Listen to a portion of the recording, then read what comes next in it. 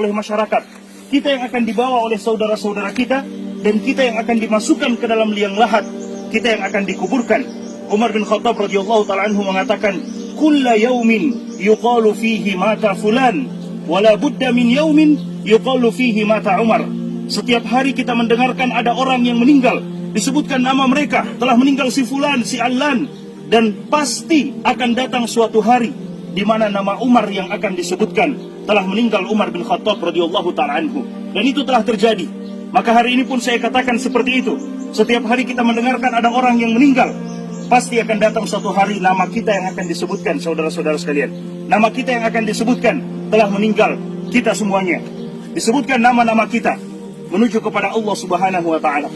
Suatu ketika peristiwa yang sama terjadi kepada Al-Imam Al-Hasan Al-Basri rahimahullahu ta'ala. Ketika selesai menguburkan jenazah, ada seorang laki-laki datang yang sekedar ikut menguburkan jenazah. Dia tidak tahu siapa jenazah yang meninggal ini. Maka dia bertanya kepada Imam Al-Hasan Al-Basri, siapa orang yang meninggal ini wahai Imam? Al-Imam Al-Hasan Al-Basri kemudian melihat kepada orang yang bertanya tersebut dan mengatakan, hadza ana wa anta, ini adalah aku dan kamu kelak yang akan dipanggil oleh Allah Subhanahu wa ta'ala. Bukan siapa-siapa, ini adalah kita, saudara-saudara sekalian. Karena kelak kita yang akan dikuburkan seperti ini. Kemudian Al-Hasan Al-Basri mengatakan, ya bna Adam, innama anta ayyam, idza dhahaba yaumuka dhahaba ba'duka.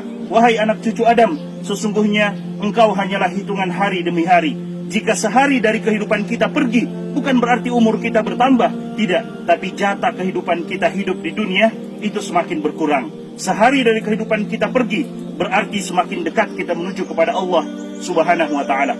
Rasulullah SAW setelah melaksanakan penguburan jenazah seperti ini, Rasulullah SAW juga mengatakan kepada sahabat-sahabatnya, ya ikhwani, limithli hadza fa'iddu, wahai saudara-saudaraku, untuk keadaan yang seperti ini, maka persiapkanlah bekal. Persiapkan bekal, karena pasti kita akan seperti ini. Persiapkan bekal, karena ketika kita selesai dimakamkan, tidak mungkin lagi kita untuk kembali ke dunia, untuk menyiapkan, untuk beramal kebaikan. Tidak mungkin. Setelah kita dikuburkan, selesai. Dan itulah yang disebutkan oleh para ulama kita dengan kiamat sukro buat kita. Kiamat kecil buat kita ketika kita telah dikuburkan. Karena tidak mungkin kita bangkit lagi untuk beramal ibadah. Selesai. Apa yang telah kita kerjakan akan kita dapatkan hasilnya. Dan apa yang kita lakukan dari dosa dan maksiat akan kita lihat juga hasilnya di hadapan Allah Subhanahu wa ta'ala. فَمَنْ يَعْمَلْ مِثْقَالَ ذَرَّةٍ شَرًّا يَرَهُ وَمَنْ يَعْمَلْ مِثْقَالَ ذَرَّةٍ خَيْرًا يَرَهُ. Siapa yang beramal keburukan akan dilihat sebesar zarrah pun. Kata para ulama kita, zarrah bisa diartikan dengan anak semut. Sebagian ulama tafsir kita mengatakan zarrah artinya anak semut. Bayangkan saudara-saudara sekalian, subhanallah, semut saja sangat kecil, bagaimana dengan anak semut? Sebesar itu keburukan atau kebaikan kita akan kita lihat balasannya di sisi Allah Subhanahu wa ta'ala. Tidak ada satupun yang akan dizalimi oleh Allah Subhanahu wa ta'ala. Limithli hadza falyamalil 'amilun. Untuk keadaan seperti ini, maka hendaklah kita mempersiapkan amalan-amalan yang terbaik. Selesai menguburkan, Nabi SAW mengatakan kepada para sahabatnya, Salullaha li akhikumut tathbit. Minta dan bermohon kepada Allah Subhanahu wa ta'ala untuk saudaramu yang telah dikuburkan ini, at-tathbit, kekokohan, keteguhan untuk menjawab, fa innahul ana yus'al, karena dia sekarang sedang ditanya oleh malaikat Munkar dan Nakir. Ditanya tentang man rabbuka, siapa Rabbmu? Ditanya tentang man nabiyuka, siapa nabimu? Ditanya tentang madinuka, apa agamamu? Pertanyaan yang semua kita sudah mendengarkannya, tapi tidak semua manusia bisa menjawabnya. Siapa Tuhanmu? Kita akan menjawabnya dengan ibadah kita kepada Allah Subhanahu wa ta'ala.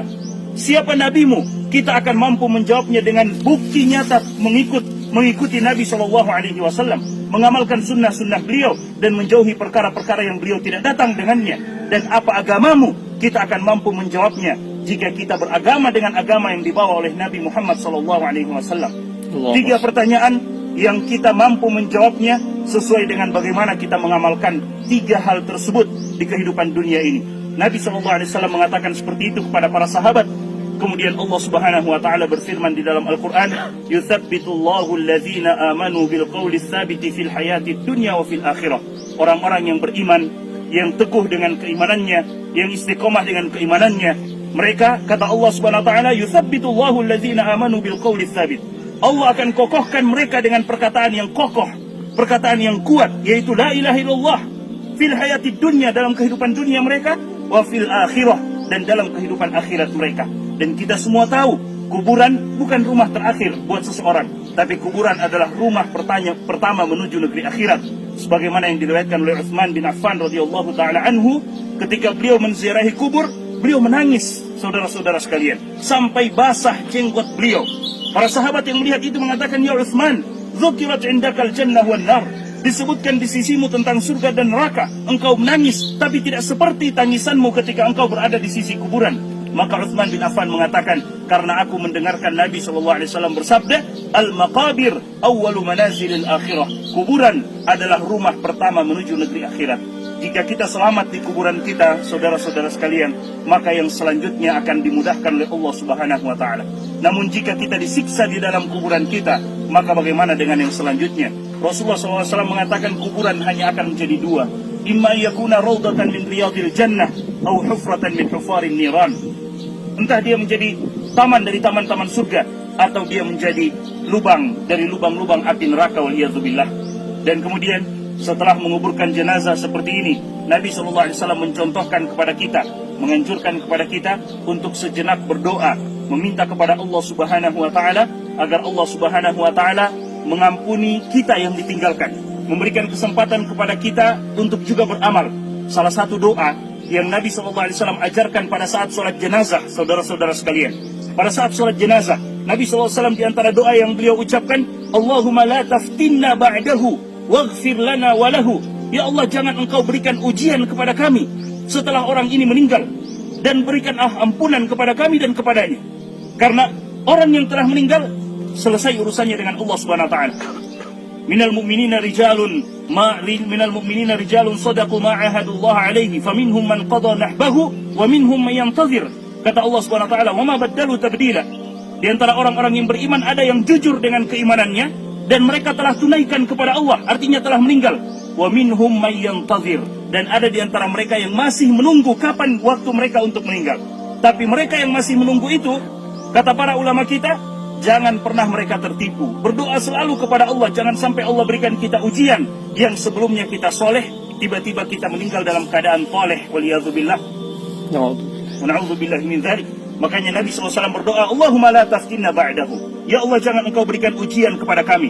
Dan ujian yang paling buruk, saudara-saudara sekalian, ketika ujian itu menimpa agama kita. Kalau ujian menimpa usaha kita, toko kita, perdagangan kita, masih bisa diusahakan. Tapi jika ujian itu menimpa agama kita, mendengar suara azan kita tidak melaksanakan sholat, dipanggil untuk beribadah kita tidak beribadah, berarti hati-hati, karena ujian sedang menimpa agama kita. Dan itu tidak bisa kita dapatkan gantinya kalau kita tidak segera merubah keadaan kita. Allah Subhanahu wa taala mengatakan, innallaha la yughayyiru ma biqaumin hatta yughayyiru ma bi anfusihim. Allah tidak akan merubah keadaan kita sampai kita mau merubah keadaan kita untuk menjadi lebih baik, menjadi lebih menghambakan diri kepada Allah Subhanahu wa taala. Kita berdoa kepada Allah Subhanahu wa taala, masing-masing kita berdoa kepada Allah, minta agar Allah Subhanahu wa taala menyelamatkan kita yang masih hidup, mengokohkan keimanan kita, kemudian meminta kepada Allah Subhanahu wa taala agar Allah Subhanahu wa taala melapangkan kuburan beliau dan menjadikan kuburan beliau sebagai taman dari taman-taman surga.